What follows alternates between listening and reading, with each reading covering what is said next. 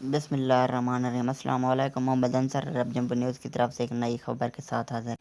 Saudisation کی خلاف ورزی پر 44 تارکین گرفتار۔ سعودی وزارت افرادی قوت نے ریاض میں 36 دکانیں سیل کر دیں اور سعودائزیشن کی خلاف ورزی پر 44 تارکین کو گرفتار کیا ہے۔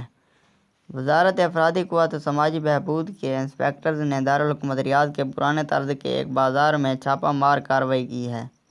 بغیر لائسنس دکانیں کھلی ہوئی تھیں۔ سعودائزیشن کی خلاف ورزی پر گرفتاریاں کی گئیں۔ سبق ویب سائٹ کے مطابق وزارت افرادی قوت کے انسپکٹرز نے چھاپہ مہم کے دوران 10 خلاف ورزیاں ریکارڈ کیں۔ انہوں نے ریکارڈ کیا کہ گھریلو کارکن زنانہ لوازمات دکانوں پر فروخت کر رہے ہیں اور قانون محنت کی دفعہ 39 کی پابندی نہیں کی جا رہی۔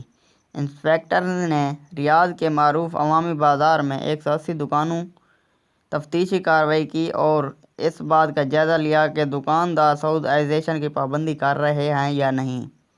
اس بات کا بھی پتہ لگایا گیا کہ خواتین کے لیے مختص اسامیوں پر مرد تو کام نہیں کر رہے۔ دکانداروں کی طرف سے قوانین محنت کی پابندی کا ریکارڈ بھی چیک کیا گیا۔